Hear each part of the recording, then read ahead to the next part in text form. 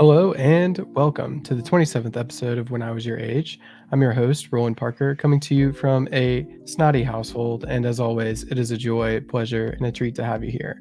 Today's guest is Kendall McCullough. I'm really excited to chat it up with her, talk everything about what it means to work in the food industry.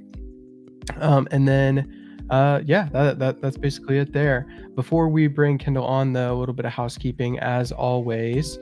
Make sure that you follow the Instagram at WIWYA pod if you're not already. And thank you guys so much for the support. We are currently at 1,174 followers, which means a whole lot for the support that you guys give week in and week out.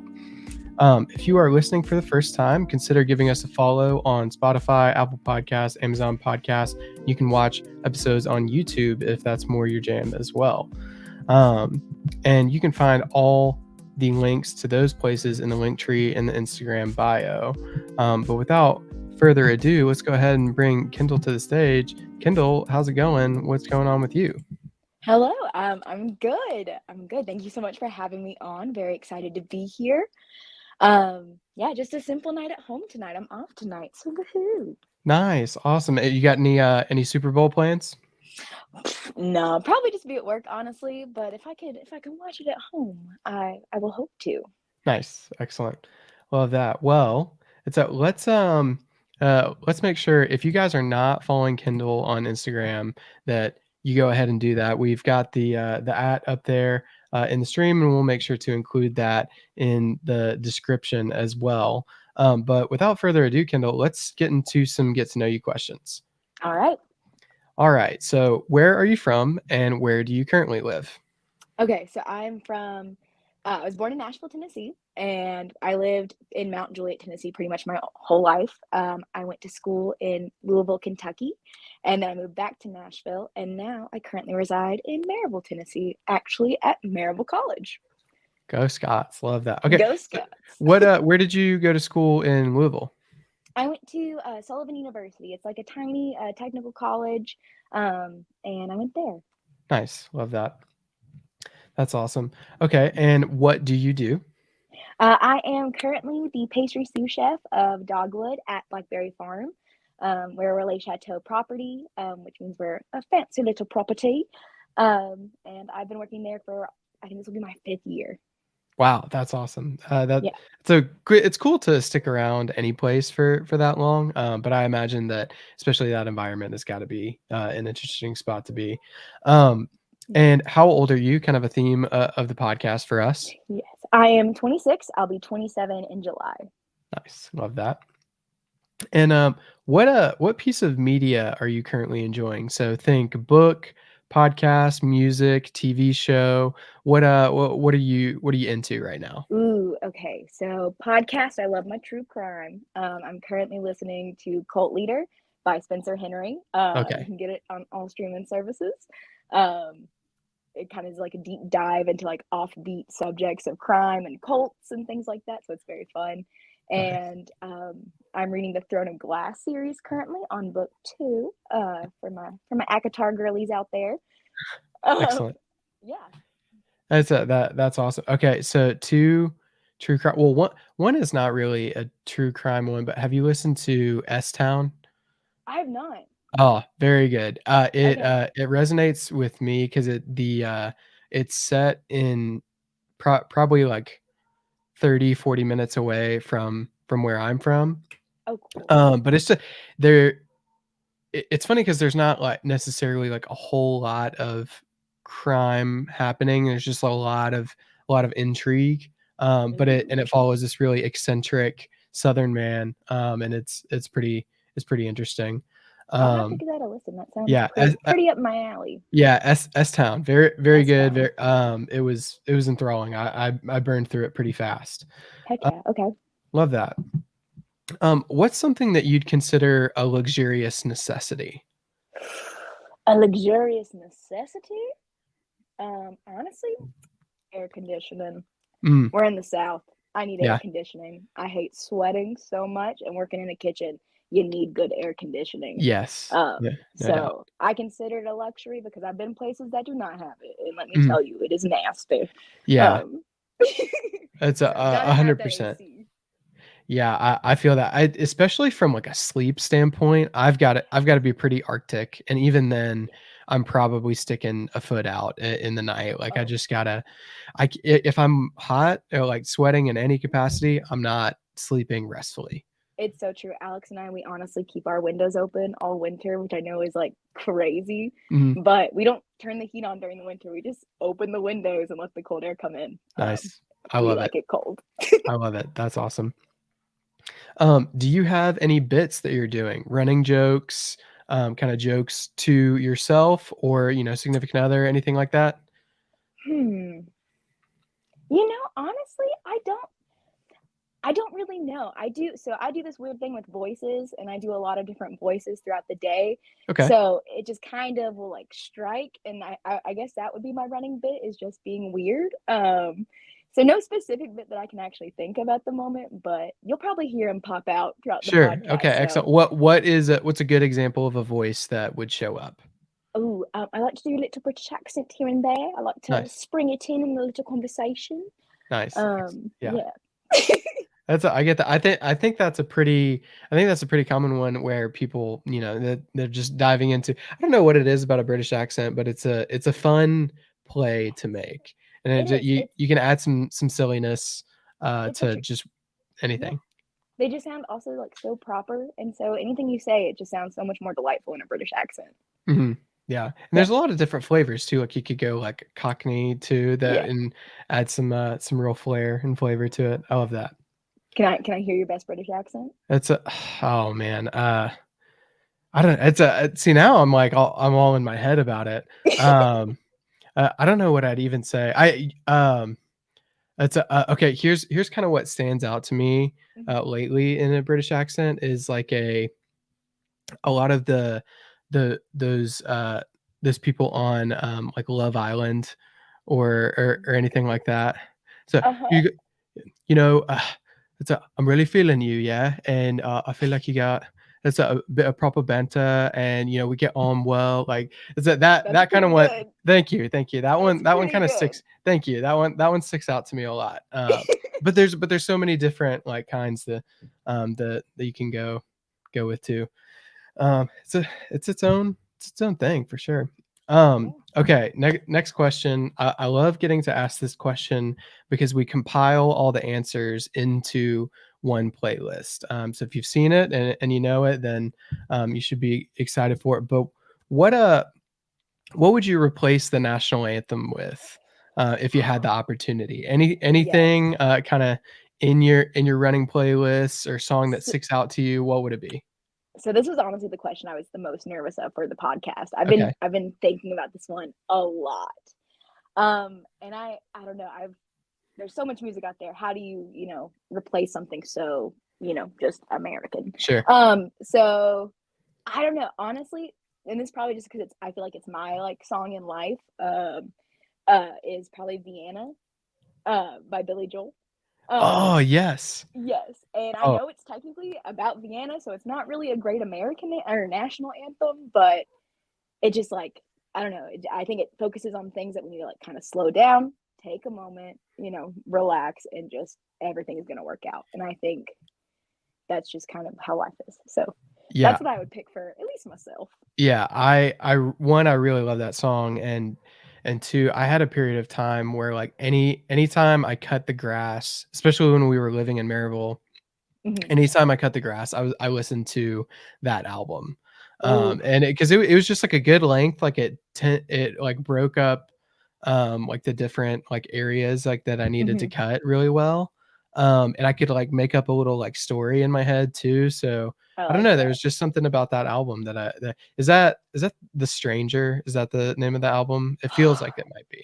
I don't know. I know the cover art. It's the gray. It's Yes. the leaning. Yes, I know that. I can't tell you the album name, but I know the It cover. it's a yeah, well, Vienna, great track, lovely addition to the playlist, Heck and you yeah. guys can find that in the link tree. We've got a bunch of great answers there. You can go jam out, to them there. And then last question is, how do we know each other? Okay, so you actually went to college with my husband. So Alex McCullough is my husband, and I think we met. Was it at a homecoming Mhm. or? Yeah, I think it was at homecoming. We met at a coffee stand, and we just kind of started talking. Yeah. But yeah, go Scots, you know? Go Scots. I love that, and I love that you're on campus right now. It's kind of a good full circle moment Yeah, for me there. coming to you live from G Block. Yeah. That's So crucial. That's actually where I would have first met Alex as well. really, Yeah, yeah. Cause so I lived there freshman year. mhm, And I mean, like, you know how small, like, the campus is and how you're yeah, just running into everybody. You get a sense of what everybody's about and everything. And it was cool to see all of the different, folks just kinda blossom into who they were, but I love Alex. I love all those McCulloughs over there. Um, agreed. it's, they're pretty cool cats, I'll give it to them. I agree. We call it the McCullough magic. Yeah. I like to joke about Alex as like the mayor of McCullough because I feel like, or mayor of Maryville because anywhere we go, I feel like people are like, "Oh my God, Alex!" And I'm just like, Y because yeah. I didn't go to school with them, but it's so fun. Jordan and Maddie are great. They live here as well, not here, but in Yeah. Maryville. So it's really nice being close to all of them and getting a little slice since I didn't go to college here. Kind of having it almost like backfilled now, Yeah, meeting everybody and stuff. that's great. I love that. Yeah. Awesome. Well, thank you so much for kinda giving us a piece of yourself there, but let's dive into, what you do, what you're about. So, um, tell me about your role and what how did you get into that? Because that's so interesting to me. Okay, heard. Okay, so let's see. So yes, as you know, yeah, went to school in Louisville, Kentucky. So I guess kind of what got me into like baking and pastry specifically was honestly probably my great grandmother. Whenever we went to her house, and it's in the middle of nowhere, Alabama, on County Road 3, like it doesn't even have its own like neighborhood. Um, she always would have a fresh pound cake and a fresh pone of cornbread for us every time we came down. So no matter what time of night it was, no matter what time of morning it was, she would stay up, make us that fresh, and it would be gone before the next morning hit. And so all of our time really at my great grandmother's house was centered around the kitchen table, and because it's right in the kitchen. And so we would watch her make biscuits from scratch. We watch her make chicken from scratch. Everything. Always a pound cake on the table. Always some sweets somewhere. Pecan pie in the freezer. She preserved everything herself. And so it was just a place that we all grouped, and that kind of just like inspired my love for being in the kitchen and wanting to be around food. And even like growing up, like at my mom's house, even though my mom was maybe not the best cook, Sure. she we always would like sit in the kitchen while we made food and stuff like that, and just kind of hung out and talked about our day, and it was just kind of a social place for us. And that just kind of inspired me. I heard the saying, do what you love and you'll never work a day in your life. One, Mhm. saying's not true. You're gonna work, but you're gonna Yeah. at least enjoy it more, hopefully, Mhm. than you would if you pick something else. And so I thought, let me do a little baking and pastry because I made a lot of like brownies and cupcakes in the beginning. And I just kind of developed from there. And I had no real experience before going to school. But I learned, everything in school. I got my associate's degree in baking and pastry in science, and then I got my bachelor's degree in business. And then after I had my bachelor's degree, I worked at Biscuit Love in Nashville, and then I worked in at the Omni Hotel in Nashville, and then I started Oh, very cool. as a cook at the main house here in at Blackberry. And then I've slowly then I went to be a pastry or a pastry supervisor, and then now I'm the pastry sous chef for Dogwood. So Ah, it's been a so fun cool. journey. Like, Yeah, I love that. I love all of the different places that you touched on. So, well, first of all, something that stuck out to me. Where in Alabama were you talking about? so it's Freeform, Alabama, Pickens County. So it's County Road 3. It's about an hour from Tuscaloosa. Okay.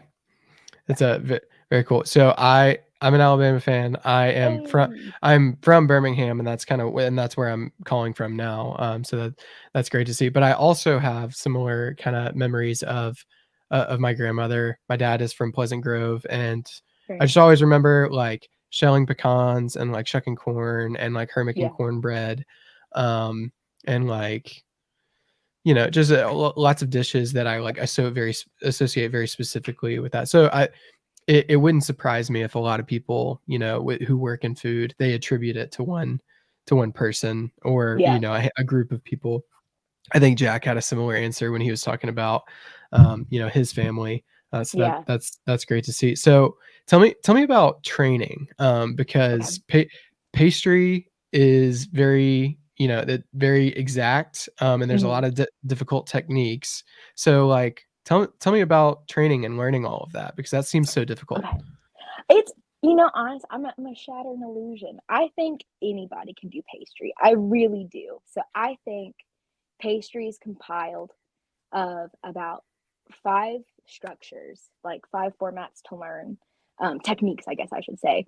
And if you can do that, you can make pretty much anything. Everything is just kind of more based on temperatures, more based on consistencies, and more based on like the processing, Okay. you know.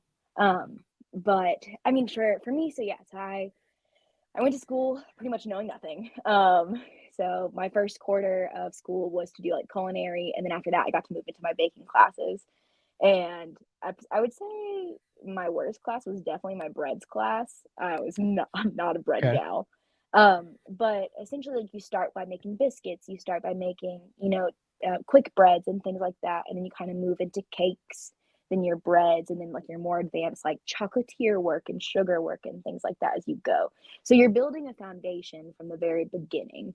And I think that's very important because I mean, you learn like, how it kind of stacks onto each other, and you can then later in life, especially when you're in your profession, find maybe shorter ways to kind of not really shorter ways to get there, but like more exact ways to get there to where you know that you More need to go. direct. Yes, to get like your exact product that you're looking for. Um, so yeah, the kind of answer that. Nice. Very cool. Yeah, that's so interesting to me. Okay, so we is it am I overstepping in drawing a comparison of like in culinary school, like a direction like pastry would be equivalent to like a major? Yeah, absolutely, Okay. absolutely. That's Yes, no, that I don't know that I ever thought about that before. That it's yeah, like how did you go about like deciding that? Did you know like from the jump like pastry was yes. what you wanted to do? Okay. Yeah, so So baking was my hobby. I struggled with a lot of depression growing up and stuff like that, and so my hobby to kind of make me feel better was to make brownies and to make cupcakes, and I like ended up. People seemed to enjoy it. Later, I found that my sister was like, "Ooh, can't believe you made it through, man. Those beginning recipes were not great." And I was like, wow. yeah, I was like, wow, dream shattered. But yeah, so it was a lot of like brownies, like easy recipes, cookies at home kind of thing. A lot of apparently very bad recipes that I Mm, forced my family to eat. Um, but I knew that I enjoyed cooking because my dad is also a chef. And he's like a hot side chef. So he's worked his way through the industry and things like that. And I knew I enjoyed cooking savory foods with him and doing that type of stuff. But I don't think I could have done it every day. Like mm, it might sound a little weird. Like I didn't want to kill the joy that I had for just cooking in the kitchen, okay. because like with baking, you can be more technical, you can be more precise. So it is more like a job already. So Mhm. it was an easier thing to kind of transition into as a job. Okay. Very interesting. Yeah, Yeah. I never thought about it that way. Um, so at what point did you realize like, hey, I've got a little bit of talent in this? Probably not, I don't know. Probably after college. Really? Um, yeah, I knew I was good at listening. I was good at taking notes. I knew I could execute a recipe because I listened. I took so many notes. Mhm. But I don't think I knew that I could actually make stuff. Honestly, until Omni. When I worked at Omni, because we did Sunday brunches. And for our brunches, we kind of cleared out the cooler in a way, like anything that we kind of had a little Sure. extras of, like if there was pastry cream or something. But we started theming them. And so I would get really excited, and all the girls and I would try to come up with like recipes and different things to do to kind of because we didn't have a set menu for brunch. It could be anything that we wanted. So we kind of dreamed whatever it could be, we could do. And as long as our chef liked it and agreed with it, it was fine. So we just kind of started playing around with that, and that's when I was like, "Oh, I think I can do this." And I remember like weirdly on my year date of like being at the Omni, one of the girls was like, you've done a good job. And I was like, oh my gosh, Nice. thank you. So that was kind of like the moment where I was like, I think I can do all right. Yeah, I love that. That's so cool. Well, the thing that seems really intimidating about that is the agency that they were giving you to like, like, "Hey, like, we've got these things, like, we need to clear them out. Um, Yeah. go crazy, like, come up with some stuff," and like, well, if it's a good idea, like, we'll execute it. Hmm. 'Cause that, I don't know, like, it seems like at least for me, at points where it's, like, kinda transitional like that, where you're, doing the note taking, following the directions sort of thing, for when you're first kind of presented with, "Hey, here's some agency. I want you to Hmm. go I want you to go with it." Yeah. Um, it's like, ooh, the consequences kinda come back to me a little bit. It Um Yes. I honestly, I would say that's still probably one of the most stressful things. So it's kind of weird. It's a double-edged sword because even now, I would say my favorite thing to do is recipe and development. I love trying to create something new. Interesting. I love testing products, trying new things, even if it takes you forever, continuously trying to get it perfect and like adjusting little metrics, to make it right. But one of my least favorite things is presenting it to my chef or to, my upper bosses who like Mhm. approve the overall menu. And being like, here, taste this piece of my soul. Oh, Please love yeah. it. That it's Because that's so hard.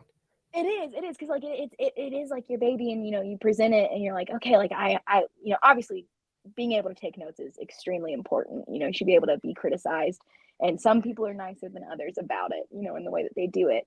But it is kind of like a little piece of you, especially if it is something that you've worked on, for a while, or if it's this dream that you concocted, and you're like, Mhm. wow.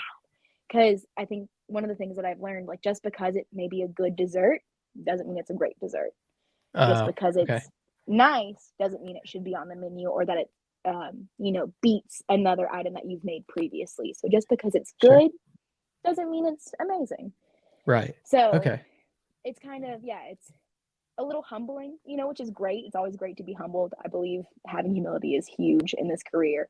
Um, and so it just is hard. That's the hardest part for me, is being like, love my baby. And they're like, Yeah. no, Oh my trash. gosh. You're like, okay.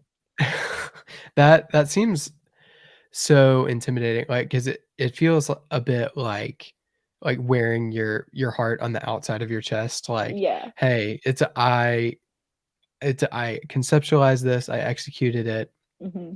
um, it's here's what I mean by it, here's my thought process, what do you think?" And, like, Yeah. you can just get cut down because 'cause you're so emotionally tied up in Yes. the creation of it. Ooh, that's so scary, Yeah, but it is.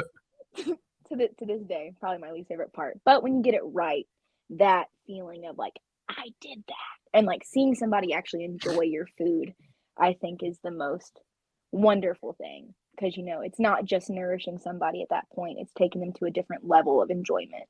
Mhm. And I think that's what's so great about food in itself, is it's not just here to nourish you. Like, that's what I think so cool about the industry. It's not just there to give you substance and calories to make it through the day. It's to give you an experience to enjoy. And that's, I think, kind of the beauty of it.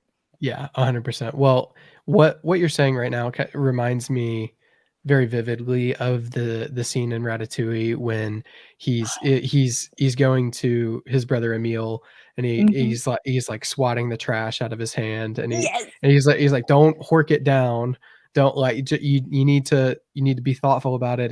Like, and Hmm. he like teaches him a little bit like how to do that. So what I kind of wonder in that is, were there any, like, pieces of media, TV, books, portrayals of a kitchen or food that resonated with you?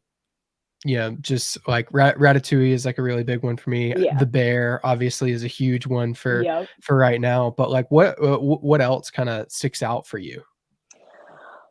Well, I mean, you said Ratatouille. I agree, because I actually rewatched it in college, because I watched it, I think, when I was in fifth grade for a fifth grade field trip, and I was like, "What is this movie? Blah." Mhm. And then I rewatched it in college, and I was like sobbing on my bed, and I was like, "Why?" Um, but I think for media, for food, there's a lot of interpretations that I see that I'm like, meh, we're like, ah, Yeah. but, I will say I think The Bear did a great job with how a kitchen can be so anxiety filled and Mm, like show what a kitchen when it's going wrong can feel like. And yeah. especially if you have like not a strong management team and not a strong like bond with your kitchen. Essentially what like most restaurants are trying to get away from currently, you know, that style. So I think that's a perfect, like I had trouble watching it. Alex was like, let's watch it. And I was like, I am so stressed out right now. This is not fun. Yeah. Um, but other than that, I mean, I really liked the movie Burnt with Bradley Cooper. And I know some people that I've talked to in the industry are like, meh. But I liked it because I think it had something with like doing something right and how if you let this industry, it can kind of like overtake your soul at points, Mhm. you know, because you can get rid of everybody in your life. You can get rid of all those things and you can fully just focus into food and let that override you. And some for some people that's enough, but I think um, for most of us, it's not. You know, Mhm. I think we're kind of coming to terms with we're people and food is great, but it doesn't have to consume you. Yeah. And so I kind of like that movie because I think it showed kind of like a balance of, you know, it's terrible and hard and you're doing it every day and you're grinding through and you're losing everything around you. But then you meet people or you have people in your life and it kind of is like, oh, it doesn't have to be this way, Mhm. Yeah, and which I think is very important.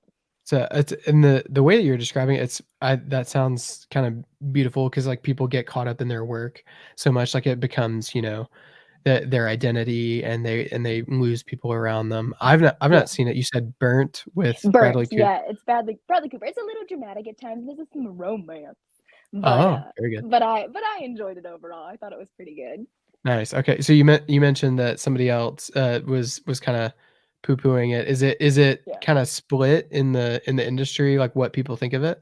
I think so. I think most movies and shows that portray kitchen life, it's either like overly romanticized or overly dramatic. Like normally it's like one of the two. So I think this movie has both, which is I guess maybe why I kind of like it because it shows kind of both extremes. Okay, Um, yeah, nice. Yeah, I love that. Um, well, when it comes to inspiration, what for, coming you mentioned coming up with something and, like, how that's such a personal process.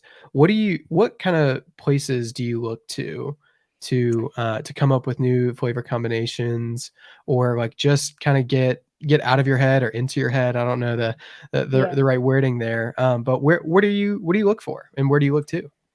Um, Good question. I mean, cookbooks are great.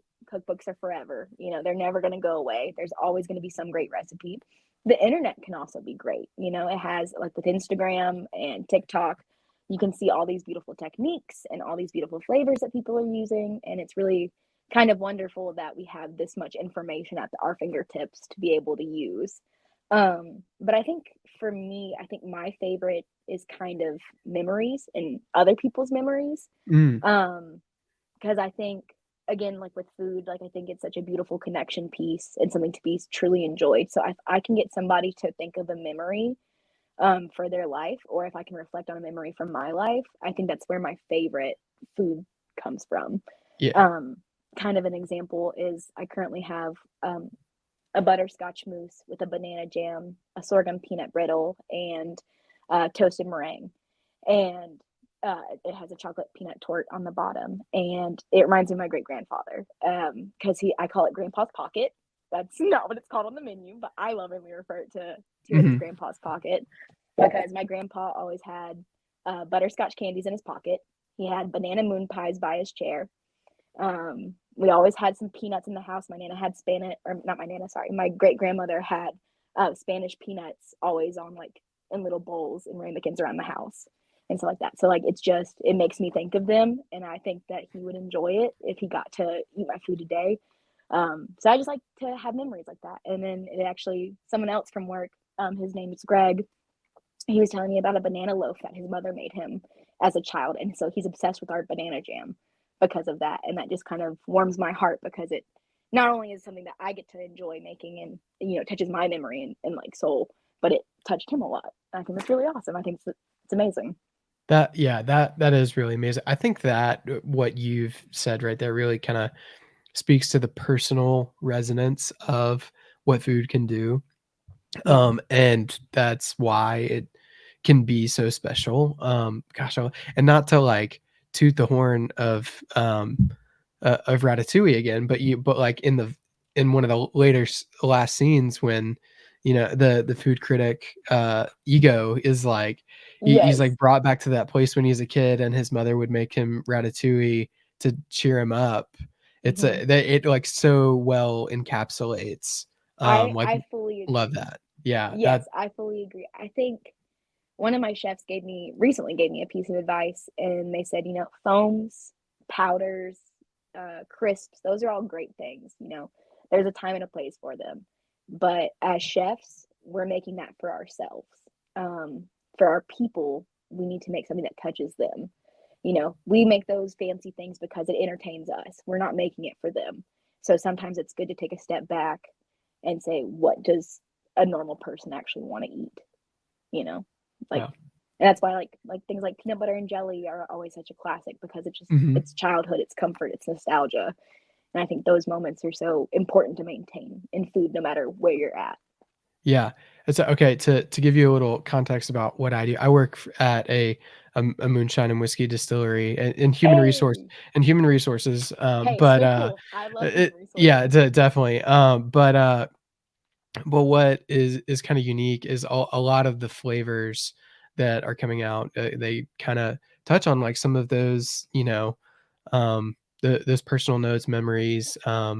The like a chocolate peanut butter cup or Yeah. like just different things like that. And like I worked on like the tasting counter in college, and Hmm. to get to see people like looking back and forth at each other like, oh wow, this reminds me so much of this. um yeah, that's such a cool thing. I like what you said about trying different ways to make a PB&J. Like that's just Yeah. it's a, I, it, there's a reason that it works so well for people. Well, I love that. Agreed.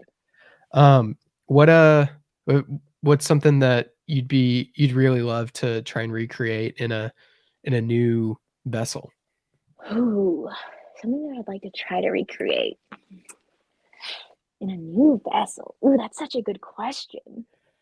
Um, Because you mentioned that the banana moon pies, and like that yes. that like kind of sticks out to me because like moon pies like that. I don't know, that resonates with me. Hmm. I very much attribute it to like older like Southern people. Like they love moon pies and like the Yeah. all the different iterations that come. But yeah, that's so interesting. If you think of something, I'd love to hear it. Just because, Absolutely. yeah, that's so cool. Yeah, Um, absolutely.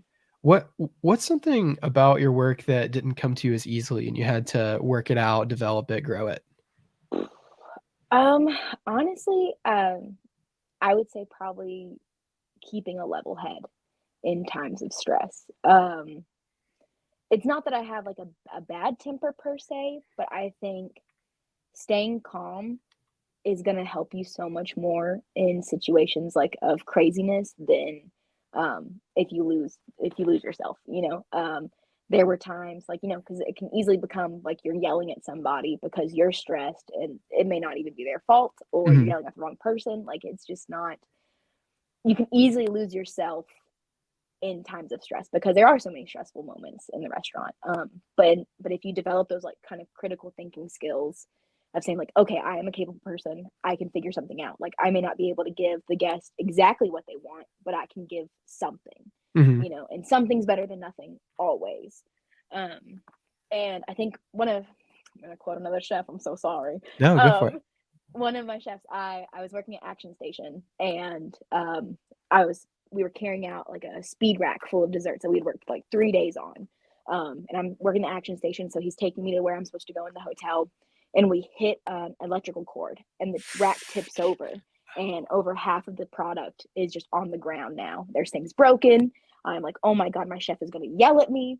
And he looked at me and he said, in life, it's not the mistakes you make, it's how you recover from them. Take a deep breath, continue. And I think that stuck with me so much, because, in those moments, we're going to make mistakes. We're human. We are not perfect. We are not robots. We are going to make so many mistakes. We're going to burn things. We're going to drop things. We're going to break things. But if you take a deep breath and just kind of continue and do the best you can, you're going to find a way to make it work, you know? So yeah, in life, it's not the mistakes you make; it's how you recover from them. I think that also says a lot about your personality that you can continue going. Yeah, You know. gosh. I love that. I love the poise with which that person kinda gave that to you too. Like, it just I do. immediately, like, it's it's all good. It's Hmm. a we're gonna respond to this. We're gonna Oh, rebuild. I know it took 3 days, but we'll figure it out. yes, his name was Golly. Chef John. I think of him fondly. He was a delight to work with. So, he is. Yeah, those words they take me everywhere. I use them still. I tell people them at work when things go wrong. And I'm like, it's okay, it's cool. And I think that's also like helped shape me as like a manager. Like to remember, it's not the mistakes. Like everyone's gonna mess up. It's okay. Mhm. It's not a big deal. Don't be Yeah. the person that yells at somebody because of a mistake. It's not worth it. Yeah, gosh, that's amazing, and I think that kinda speaks to what you said earlier too about, just kitchens trying to move away from some of that the really hard things like that, we Yeah. saw in the bear, like, as an example, but, like, oof, yeah, that's incredible, I love that. Um, so, speaking to that a little bit, you talked about, just wanting to be that for others in the way that you apply yourself as a manager. What impact have you seen yourself making, in your kitchen? Um, I think it's interesting. I would probably say honestly that just because I'm management doesn't mean I can't be somebody to be there and to actually do the work. I think whenever people, especially in the industry, as the higher up you get, the less you are away from your food Mhm. and things like that, and you're away from those greedy tasks that kind of suck and make a kitchen. People aren't on their hands and knees scrubbing floors. People aren't cleaning out reach-ins, and doing those nasty things that not isn't the glorified side of the kitchen. But I think I always thought leading by example and doing those things is so crucial because I would never ask somebody to do something that I'm not willing to do myself. Mhm. You know, like if I'm asking somebody to scrub something out, I'm gonna try to be there with them, or gonna try to like give the tools, or I'm gonna try to be doing another task as equally gross or awful as the task that they're doing. Yeah.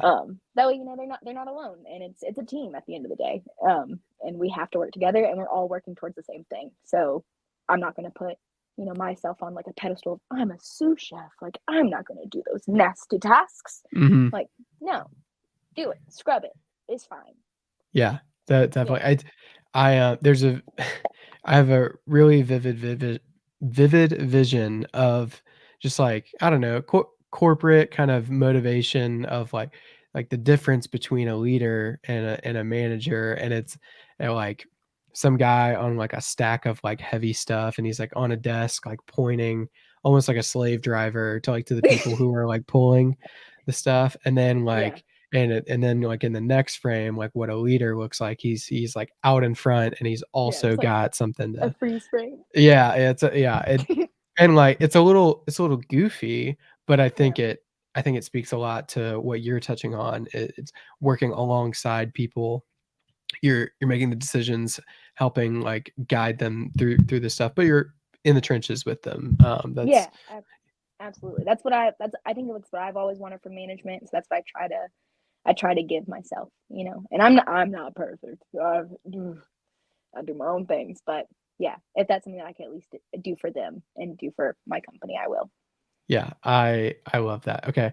Um, well, t tell me a little bit about, just for the folks who are not maybe plugged into Marable College and, like, East Tennessee, who don't know what, Blackberry is. They might hear Okay. Blackberry Farm, and they're like, why is she talking about pastry on, like, this farm?" It's a Because farm. little about me is spring semester of senior year, I worked as a steward in the barn. Hey, very Um, nice. so I would get there at like 6:30, and I was just like Mhm. polishing silverware, moving all the tabletops around, vacuuming it, setting up chargers and plates and stuff like that. So I had this very aloof, removed, kind of understanding of everything. And sometimes I would catch people doing like cooking classes and stuff Yeah. like that. But I was very much not guest facing, and I was not Okay. there for service. And I really wasn't even like there for like family meal or anything like that. Oh no. It's at what no, they would hook me up with stuff, here and there, Okay. but they like generally were like, they weren't, because they didn't have lunch service, they weren't starting their family meal until, like, right when That's I was fair. leaving. So, like, Okay, that's fair. yeah, so, like, I got hella rolls. I got so many of those rolls. They were Hey, awesome, loved them. they're so Uh, good. Our bread uh, team is fantastic. yeah, I couldn't get enough. But yeah, tell me, for those who don't know, Blackberry Farm, why is it so nice, kinda thing? You don't have Yeah, to toot their horn yeah. all the way, but, like, give us a Okay. background of, like, why it's impressive what you're doing. Heard. Okay, so yeah, so Blackberry Farm is a relay chateau. Technically, we're a part of two properties. So I think we have over like 2,300 acres of land, either in conservation as well as for use for guests. So we are essentially focused on high quality service and hospitality. So we kind of take your normal level of hospitality and push it a step further. A lot of our stuff is anticipating needs and going above and beyond for every guest, no matter what. Um, and we are a closed property, so people who just want to dine for a night, that's not possible. I think we have a 3 night minimum stay. Um, and so like it's definitely like almost like a resort. Think of like a fancy resort in the middle of the Smoky Mountains. Um, and yeah, so we have 3 restaurants on property on the farm, and there's now the mountain. It's owned by the Bell family. I believe they purchased it in the 70s. I want to say Sam Bell was also the founder and owner of Ruby Tuesday. Fun fact. Also slash RIP to the Ruby Tuesday chain, going down a little, but he sold Oh, it, so he's nice. doing well. Um, but yeah, so that we're our guests are normally like very um They're high pretty well quality. they're pretty well off, usually. Yeah, well, yes, well endowed guests. They um yeah, so we're for kind of more known for renowned service and things like that, and trying to push it to the next level. Um, People like Will Guidara are like our kind of influencers of how they take hospitality to the next level, and how we can continuously anticipate needs for our guests to deliver for them and to make them have an enjoyable stay. Something as simple as having water in their cars to drink while they drive around property is something that it's like huge for us. So it's taking those really small things, polishing them, and just delivering in every way that we can.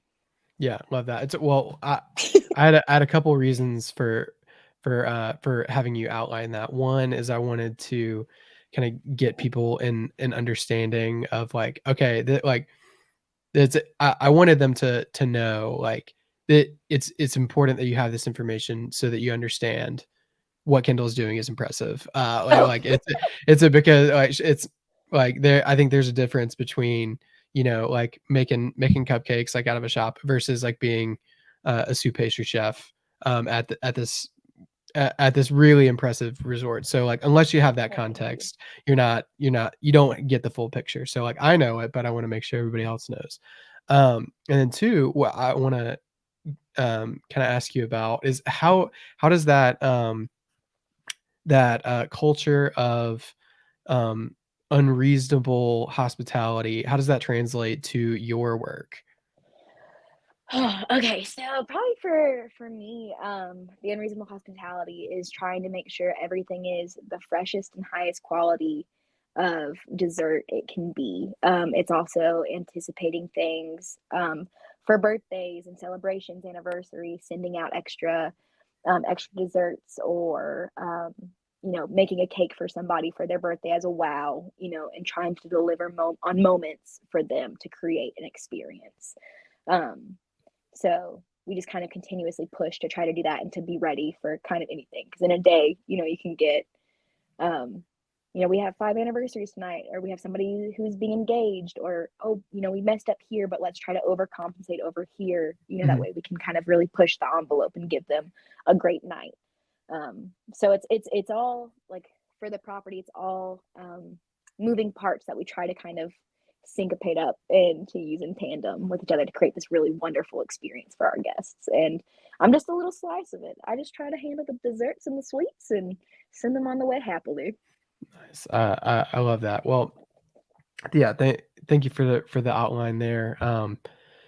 That it's so cool. I imagine that that's gotta be a pretty cool playground to be in, like, with all of the resources and whatnot, like, so Yeah. to like, was there anything that kind of, like, surprised you, like, "Oh, shoot, this is cool that I get to work with this," kinda Honest thing, like yeah. material or ingredient? Oh, I think what's really cool, I mean, we have purveyors from everywhere. I think one of the coolest things, I'll say 2 of the coolest things is we have people who, have been coming to Blackberry for years and things like that, and we have neighbors, in the community, and I think people will literally just come and bring us produce, like, they'll say, "Hey, I have this batch of figs from my yard, and I'm not doing anything with them, so here you guys go," and so we'll get localized produce and stuff just from people who want to support the company and, see the food and the creations that we make out of it, which I think is very cool. Um, and then, just kind of like the with our clientele being who they are, we're kind of able to do anything. We have access to so much more materials, produce, equipment than I feel like a lot of people get to do. So we're able to buy, produce from that's fresh and nice and always Mhm. like ready to go. And so it's we try to make it like the best we can be. And so we try to invest in the things, especially in food, um, to make it the best experience possible. Yeah. So I Nice. think that's probably the coolest part.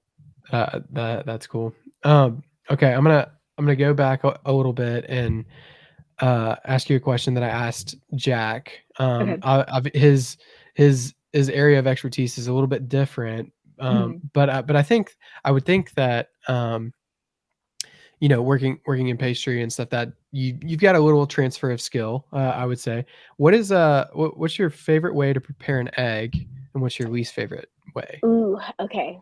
My personal favorite way to prepare it, if we're just doing a classic egg for Sure. like a breakfast, um, I like a bird in a basket or eggs in a nest, a frog in a hole, toad in a log. They're Yeah. called many different things, but that is my favorite. For anybody who doesn't know what that is, it is taking like a piece of bread, preferably sourdough if you have it, or a nice brioche, Excellent. cutting a hole out of the center with either like a biscuit cutter or you can honestly use a cup at home, and then cracking your egg in the center of it in a pan and letting it cook and toast. And I just think the butter content is perfect. I think the salt, I think the toast, it's just the perfect breakfast. Yeah. And it is my personal favorite. Um, for anything with dessert specifically, my favorite use for an egg is ice cream. Oh, Um, yes. yes, ice cream is probably my favorite dessert, and so anytime I get to do anything with ice cream, I'm very excited, both to taste it and to make Okay, it. tell me about an ice cream that you made recently, or one, or just something that kinda sticks out to you that you were excited about. Ooh, okay, okay, okay. Let's see. Recently we did a buttermilk gelato. It was very nice and very classic. But probably my favorite ice cream that I've made. Ooh, it was. Oh my gosh, we made so many ice creams.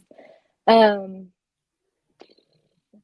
well, I'm trying to think of it. Oh my gosh, my brain's dying. Oh, you're good. I'll tell you about one that I made just with my little, the ice cream makers with, like, the basin that you, like, freeze, and it, like, Yes. it spins, and it has, like, the scraper that way. Okay, so I made a, uh, burnt honey, ice cream with, the, it's a, like the honeycomb, like, dessert that you would make, like, it's Oh, like candy. I love the Yeah. So honeycomb. like that, like, was, like, the crunch type element, like, in there, so it was like a salted, like, burnt honey situation. It came out really nice, and, like, I like that. I don't know if I could ever replicate it, Mhm. but it was awesome. My I daughter like had that. like, a bee-themed birthday, and I Oh, just went nice. we went crazy with the honey, and it was really good. I I don't know like if that I'll a ever get lot. there again, but I really liked it. I like that. And I thought of it, thought of a thing. A toasted brioche ice cream is probably my favorite ice cream I've made. Really? Okay, wait, Um, wait, wait, tell me about that. okay. So we have our breads team on property. They make this really beautiful toasted brioche, and at the time I was AM, and so they kept having all this extra brioche that they didn't know what to do with, and I was like, I'll take it and do something with it.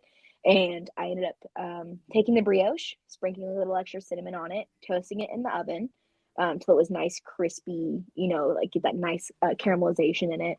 I do it with butter, of course, got to have the butter in there. Yeah. And then I made an ice cream base, and then I took the brioche and I soaked it in there. And then once it was like all sopping and like squishy, strained it out with a chinois, and which is like a little like really fine mesh strainer, Okay. and then added a little bit of vanilla to it, and then spun it. And I served it with fried brioche croutons that were tossed in a cinnamon sugar, and then a brown sugar warm sauce. And it was very simple. It was very much like a cinnamon toast like experience, but it Whoa. was probably my favorite. That sounds incredible. Okay, and it's so interesting to me because I had, like, up until, like, very recently, I had never thought of, like, bread or toast as an ingredient for, like, desserts or, like, cocktails. I Yeah. have, like I saw some guy infusing some spirit with, like extra dark, like, toast, and, Ooh. like, he incorporated it maybe into his rye and made a Okay. very, like breakfast forward, like old fashioned, like with it is I Ooh. was just like so I floored. I was like like, that. I like I don't know, like that you the way you're talking about like conceptualizing some of these flavors and like using things that like just I don't know, like I would never think of that. And that's like part of what is so impressive about people like you who work in that environment and you're like Hmm. extra brioche. I know I'll make ice cream with it. I'm like, nah, incredible. That's, inspired. I love it. No, that's awesome. What's in the future for you? Tell me about that. The future. Oh, whoever knows what's in the future. I don't know, honestly. Who knows? Right now, I'm very happy with my life at Blackberry, my life here with Alex and stuff. So I don't know. I guess we'll just kind of see what we're doing, and hopefully I'll get to go maybe stage in some places and get some extra experience and maybe some new ideas to kind of freshen up my brain. That way it doesn't come a sludge bucket. Um, and yeah, maybe I'll go see what some other chefs are doing and stuff like that. That's probably my biggest hope for the coming year. Nice. That's cool. And that was something that I hadn't really like seen before until the Mm, bear was the idea of a stage, like going getting yeah, exposure somewhere, which it makes so much sense. Like you would yeah. just see different systems and It is, and inspiration. it's true. Like for anybody who doesn't know, a stage is like a working interview essentially, and so, um, yeah, it's delightful because you can truly kind of get a vibe of like the kitchen space that, like, especially if you're interviewing or anything like that and trying to get a job there. It's great to be able to see, and you get to meet the people that you're working with, to get to meet the chef, see how they kind of interact, see how service is going to go, see how prep is, and things like that versus just having like a telephone call and be like, okay, sounds great, I'm packing my bags and moving across the country, like, see you tomorrow, like, Mhm. yeah. So it's definitely nice, and it's time. I need to go out somewhere and probably get some new ideas in the noggin. Yeah, love that. Yeah, that's such a cool way to approach that situation too. I think that's such a smart thing for the industry. You should probably take that and apply it to other industries, but I would say. Yeah, Um, honestly. okay, well, that's kind of all the questions that I have. But what we have a tradition of is this next part. Basically, we give every guest the opportunity to ask a question to the next guest. So what that looks like is from episode 25, not episode Mhm. 26, because I filmed them out of order. Is my wife Tabby? She was Wonderful. she was she was episode 25. And her question is, what topic could you give a 30-minute presentation on no prep time? I could probably give you a presentation on how to temper in your eggs properly into hot mixtures to Ooh, create okay. creamy bases. Nice. That's Yeah, I yeah, need I need yeah, help with that, yeah. for sure. Um, it's I uh, yeah, I need help with it. I can't get it right. So that I would attend the seminar. I would go to the master class. So that's perfect. Okay. Thank Well, you. I'm what glad a I at least have one listener. good. What what would you like to ask the next guest? What question would you pose to them? Hmm. If you had the chance to pick a different career or to live anywhere else? Let's go with career, actually. Yeah, if you had a chance to pick a different career field, where would you go? Nice. I love that. I like that too because there's so much room for like taking and applying the skills that you've got and putting it somewhere else. Heck Because yeah. um, I know, like I fell into human resources, but I Mhm. use a lot of the skills that I got from working at like summer camps and Yeah, like we're in like doing that kind of stuff. I think it helped me like relate to people and kind of get stuff done that way. But I think you could say the same about almost anything. Like if you get enough experience anywhere, you're going to be yeah, able to take that and transfer it and bring new ideas to new spaces. Great thoughts. absolutely. I love that. Awesome. Well, Kendall, any parting thoughts before we wrap it up? Oh, goodness. I guess, I mean, genuinely, just thank you so much for having me on. Of It was course. truly a delight. Um, and how was your wife? Was she excited about the new T Swizzle album dropping? It's a yeah, definitely. She's a big T Swift fan.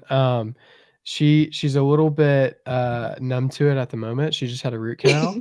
Yeah, So I don't think it's set in heard.